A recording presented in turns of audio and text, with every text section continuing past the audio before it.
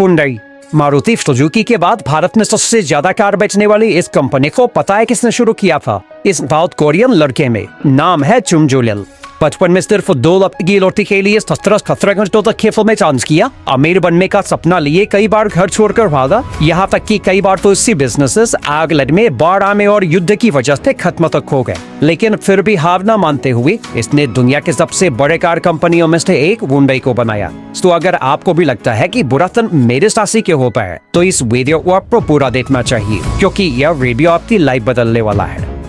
तो फर्स्ट कहानी की शुरुआत होती है 1915 में, जब एक गरीब कोरियन फैमिली में चंग जो युंग का जन्म हुआ था। उनके पिता एक किसान थे जो अपने 7 बच्चों का पेट पालने के लिए पूरे दिन खेतों में काम किया करते थे। यूँ तो चंग जो युंग का सपना पढ़ लिख कर एक टीचर बनने का था, लेकिन गरीबी इतनी थी कि कई बार तो भूखे पेट ही सो जाना पड़ता था। ऐसे में अच्छी एजुकेशन लेना उनके लिए एक खूबसूरत सपने से ज्यादा कुछ भी नहीं था। खराब फाइनेंशियल कंडीशन के चलते चंग अपने पिता के साथ दिन भर खेतों में ही काम करते हुए बिताते। इसके अलावा कभी वो जानवरों को चलाने का काम करते तो कभी लकड़ियां काट कर उसे शहर बेचने लेकर जाते। लेकिन जब वो सिटी लाइफ को देखते थे तब उन्हें बहुत हैरानी होती थी। साफ सुथरे लोग, खूबसूरत कपड़े, अच्छे रोड और खाने की तो कोई कमी ही नहीं। ये सब देखकर उनके मन में भी ख्याल आता था कि अगर वो भी शहर चले जाए तो एक अच्छी जिंदगी गुजारने लगेंगे। लेकिन समस्या ये थी कि अपने 16 साल के बच्चे को उनके माता पिता अकेले जाने ही नहीं देंगे।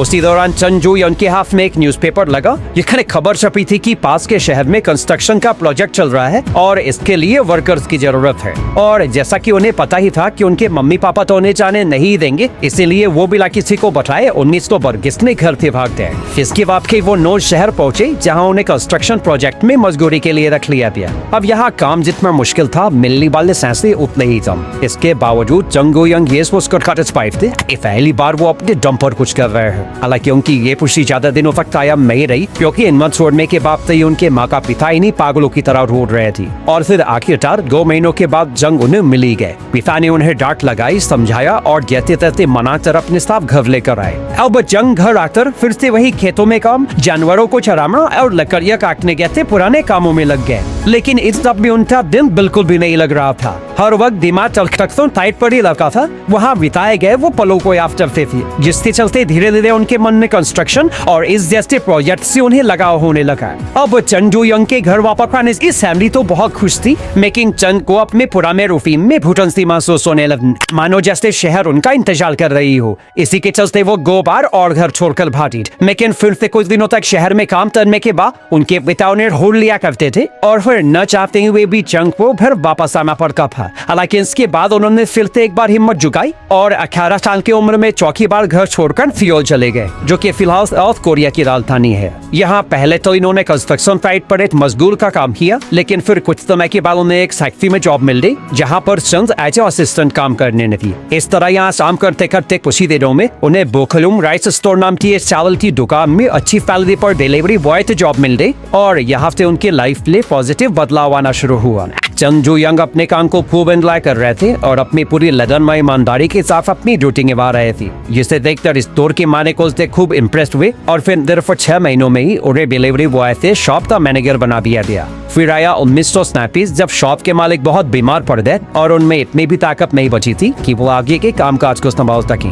ऐसे में उन्होंने अपना ये राइस स्टोर चंग के हाथों में सौंप दिया। इस तरह से सिर्फ 22 साल की उम्र में चंग अपनी मेहनत के दम पर राइस स्टोर के एम्प्लॉय से उसके मालिक बन गए थे और फिर उन्होंने इस स्टोर का नाम बदलकर क्योंग्रिल राइस स्टोर रख दिया।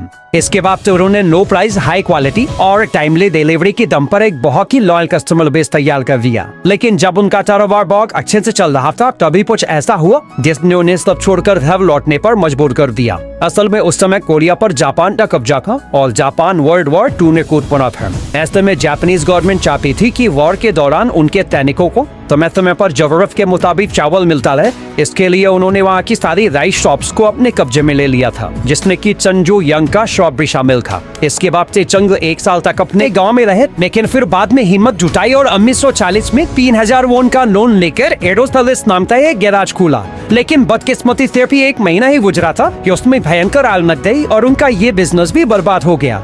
अब चंग के सामने सबसे बड़ी प्रॉब्लम थी लोन को चुकाना और कस्टमर्स को जले हुए व्हीकल्स का मुआवजा देना। क्लाइंट ने। काफी सोचने समझने के बाद उन्होंने वापस से 3500 वोन का लोन लिया और पहले से भी ज्यादा बड़ा गैराज ओपन किया। चंग बहुत ज्यादा मेहनती थे, जिसके चलते इनका काम कस्टमर को पसंद आने लगा और सिर्फ 3 सालों में ही उन्होंने इतना प्रॉफिट कमाया कि अपने सारे नोट रीपे कर दिए और काफी घर वालों को मनाकर अपने साथ शहर लेकर आए। इस समय तक इनका कारोबार खूब चल रहा था और इनके एम्प्लॉयज की संख्या 1 से शुरू होकर 80 तक पहुंच चुकी थी। लेकिन उनका ये सुनहरा दौर ज्यादा भी वक्त नहीं चला। एक्चुअली जापानीज गवर्नमेंट ने वॉर में यूज होने वाले इक्विपमेंट बनाने के लिए उनके गैराज को एक थिंक प्लांट के साथ मर्ज कर दिया। यानी कि एक बार फिर से चंग वही आकर खड़े हुए जहां से उन्होंने शुरुआत की थी। एक तरफ को गैराज छिन जाने का दुख और ऊपर से सियोल में बड़का तनाव। इसे देखते हुए वो अपने फैमिली के साथ गांव वापस चले आए। लेकिन अच्छी बात ये थी कि चंग ने 50,000 वोन की सेविंग कर रखी थी, इसलिए उनके अंदर थोड़ी हिम्मत थी, वो वापस से अपना कारोबार शुरू कर सकते हैं। बस इंतजार था तो वॉर खत्म होने का।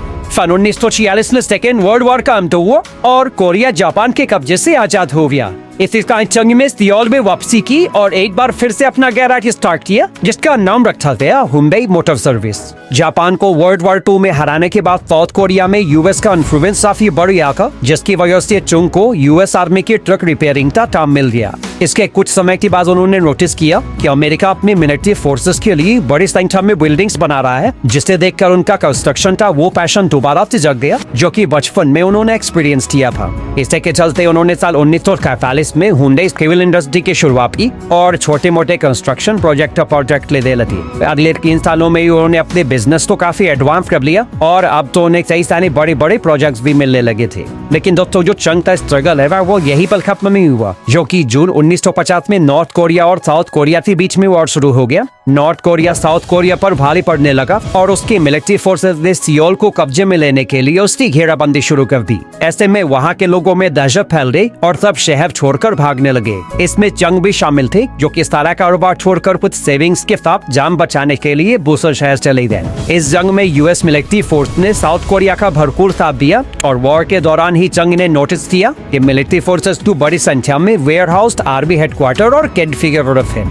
यहाँ चंग को एक बड़ी अपॉर्चुनिटी नजर आई और वो एक छोटा सा ग्रुप बनाकर इन प्रोजेक्ट्स में भी काम करने लगे। चंग ने हर छोटे बड़े प्रोजेक्ट्स के लिए काम किया। कई सारे प्रोजेक्ट्स ने तो उन्हें लॉस भी हुए, लेकिन इसके बावजूद उन्होंने समय पर काम पूरा करके यूएस ऑफिशियल्स का भरोसा जीत लिया। अब 1952 में जंग तो खत्म हो गई, लेकिन उस वक्त तक अमेरिकन से चंग की प्रोफेशनल रिलेशनशिप काफी स्ट्रॉन्ग हो चुकी थी, जिसके चलते उन्हें बाद में भी उसे प्रोजेक्ट मिलते रहे। अब इस बार वॉर में साउथ कोरिया ने बहुत तबाही फैली थी, इंफ्रास्ट्रक्चर की धज्जियां उड़ गई थी, जिसके बाद से गवर्नमेंट उसे दोबारा से रिबिल्ड करना चाहती थी। और दोस्तों, साउथ कोरिया के रीडेवलपमेंट में हुंडई सिविल इंडस्ट्री का बहुत मेजर रोल रहा और उन्हें कई सारे बड़े बड़े प्रोजेक्ट्स मिले, जिनमें कई सारे एक्सप्रेसवे, कोरियन न्यूक्लियर प्लांट और डैम शामिल थी। इसके बाद से 1960s में कोरियन गवर्नमेंट एक ऐसी पॉलिसी लेकर आई जिसने की हुंडई को कार रिपेयरिंग से एक कार मैन्युफैक्चरिंग कंपनी बनाने में बहुत मदद की। असल में गवर्नमेंट ने वहाँ की इकोनॉमी को मजबूत बनाने के लिए ये नियम बना दिया था कि कोई भी फॉरेन ऑटोमोटिव कंपनी तभी साउथ कोरिया में बिजनेस कर सकती है जब वो किसी लोकल कंपनी के साथ में टाई अप करे।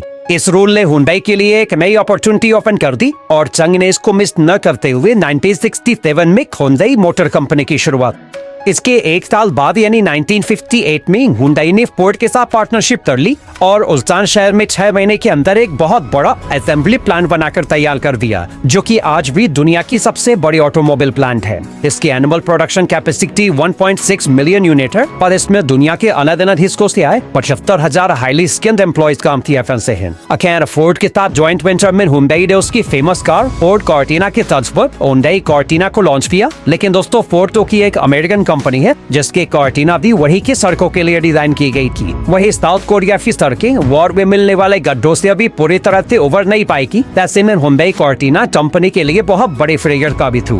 कंपनी को इससे काफी नुकसान हुआ और लोग रिफंड की डिमांड करने लगी। लेकिन इससे पहले की चंद इन सभी प्रॉब्लम से निपट पाते 1969 में एक ऐसी भयानक बाढ़ आई जिसने की उल्सान का पूरा असेंबली प्लांट ही डूब गया। नई तैयार की गई कार में भी पानी भर गया और कंपनी को बंद करने तक की नौबत आ दी। लेकिन दोस्तों, चंग ने अपनी जिंदगी में इतना फेलियर देखा था कि अब मानो इन सफियों ने आदत की हो गई की। उन्होंने फ्रंट प्लांट तो शुरू किया और हर तरह के प्रॉब्लम्स पर काम करके दोबारा से हुंडई कॉर्टिना को मार्केट में उतारा, जो कि इस बार काफी सक्सेसफुल हुई। हालांकि 1974 में एक और भी प्रॉब्लम थी जो कि चंग का इंतजार कर रही थी। ऐसा नहीं, हुंडई का अपने नाम से कार को लॉन्च करना फोर्ड को बिल्कुल भी पसंद नहीं आ रहा था, क्योंकि साउथ कोरिया में फोर्ड को पहचान नहीं मिल पा रही थी। इसके चलते दोनों कंपनियों के बीच कॉन्फ्लिक्ट शुरू हो गया और 1974 में फोर्ड ने हुंडई के साथ कॉन्ट्रैक्ट को खत्म कर दिया। अब अचानक से फोर्ड का जाना हुंडई के लिए मानो सब कुछ बर्बाद कर देने वाला था, क्योंकि उसका मतलब हुंडई के पास कार मैन्युफैक्चरिंग की टेक्नोलॉजी थी नहीं और इसके लिए वो अभी तक फोर्ड पर ही रिलाई करते थे।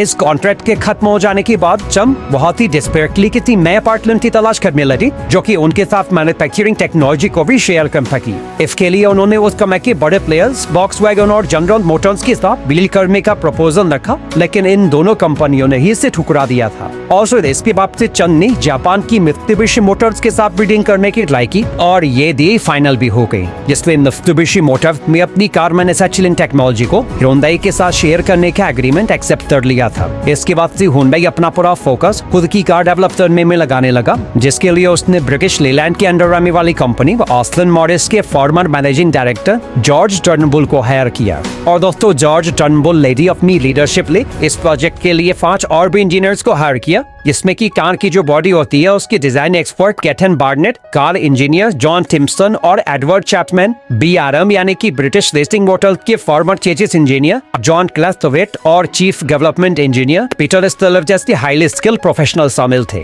अब दोस्तों, उसी दौरान साउथ कोरिया सरकार ने कार मैन्युफैक्चरिंग कंपनी से एक ऐसा व्हीकल बनाने के लिए कहा जो कि पूरी तरह से मेड इन कोरिया हो, ताकि ये इतना अफोर्डेबल हो कि ज्यादा से ज्यादा लोग इसका इस्तेमाल कर सकें। इसी को माइंड में रखते हुए कंपनी ने एक नया प्लान डेवलप किया और हुंडई की इंजीनियर गवर्नमेंट की सारी बातों को ध्यान में रखकर कार मैन्युफैक्चरिंग करने लगी। वाइली 1975 में हुंडई ने अपनी पहली सेल्फ मेड कार को लॉन्च किया, जिसका नाम रखा गया था पोनी। ये अफोर्डेबल होने के साथ ही हाईली परफॉर्मेंस और बेहतरीन डिजाइन वाली कार की पोनी साउथ कोरिया में इतनी सफल हुई कि कुछ समय में इसलिए वहाँ की कार मार्केट का 60% हिस्सा कैप्चर करके हुंडई को वहाँ की सबसे बड़ी कार कंपनी बना दिया। इस सफलता की बात से चंद ने 3 लाख कार मैन्युफैक्चरिंग करने का फैसला लिया, जिसके बाद से हर कोई से एक बेवकूफी वाला डिसीजन कहने लगा, क्योंकि साउथ कोरिया की टोटल मार्केट डिमांड सिर्फ 20,000 कार की थी। ऐसे में 3 लाख कार का मैन्युफैक्चर करने का तो कोई मतलब ही नहीं बनता था। लेकिन दोस्तों, चंग तो यहाँ पर उस बड़ा ही सोच रहे थे, क्योंकि उन्होंने अपनी नई कार को साउथ कोरिया से निकालकर फॉरेन मार्केट में भी लॉन्च कर दिया।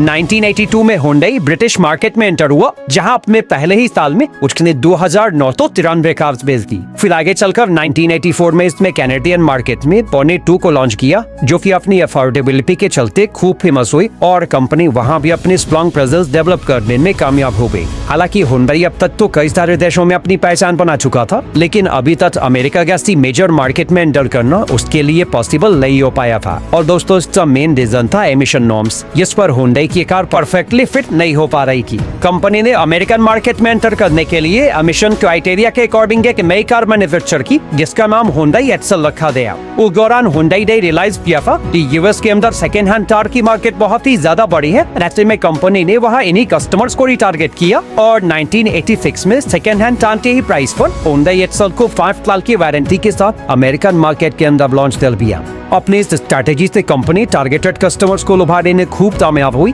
और अपने पहले साल में इसने 1,70,000 कार्स बेचकर बाकी कार कंपनियों को हैरानी में डाल दिया। लेकिन दोस्तों, इस फैक्ट्री में अगले साल और भी ज्यादा उछाल देखने को मिला, क्योंकि 1987 में हुंडई की वहाँ पर 2,60,000 कार सेल हुई थी, जिसके चलते इन दोनों सालों में एक्सेल अमेरिका की टॉप सेलिंग कार रही थी। अब दोस्तों, एक्सेल कार ने हुंडई को उसकी प्रेजेंस स्ट्रॉन्ग बनाने और ग्लोबल लेवल पर एक मेजर कार कंपनी के रूप में पहचान दिलाने में हेल्प की, लेकिन कार की अफोर्डेबिलिटी और कुछ टेक्निकल इश्यूज की वजह से कुछ समय बाद इसे एक चीप कोरियन ब्रांड कहा जाने लगा। अब दोस्तों, इस इलेक्ट्री कंपनी को बाहर निकालने के लिए इंजीनियर्स ने खूब एक्सपेरिमेंट किए, कई सारे R&D सेंटर्स खोले गए और काफी रिसर्च के बाद 1990s के दौरान हुंडई सोनाटा और हुंडई एस्टेन जैसे कई सारे फ्यूचर नोडेड कार मार्केट को कारी दें। और दोस्तों, ये सभी कार बहुत ज्यादा सक्सेसफुल रहे थे और काफी इससे वर्ल्ड वाइड कंपनी की रेपुटेशन भी काफी ज्यादा बढ़ गई। अब दोस्तों, अगर आज की बात करें तो हुंडई दुनिया से टॉप 100 मोस्ट वैल्यूएबल ब्रांड में शामिल है। टाफिंग ये टोयोटा और वॉक्सवैगन के बाद प्रोडक्शन के मामले में दुनिया की 3rd largest car maker company है, जिसका बिजनेस 193 कंट्रीज में फैला हुआ है। लास्ट ईयर हुंडई ने world wide 6.845 million unit sale की थी, जिसमें से 8,10,067 यूनिट को सिर्फ इंडिया में बेच कर ही कंपनी ने एक नया रिकॉर्ड बना दिया था। फिलहाल ये इंडिया में दूसरी सबसे बड़ी कार मेकर है, जो की महिंद्रा और टाटा जैसी स्वदेशी कंपनियों को भारी टक्कर देती है। दोस्तों, एक तरह से चंजू यांकी हार न मानने वाली जिदनिक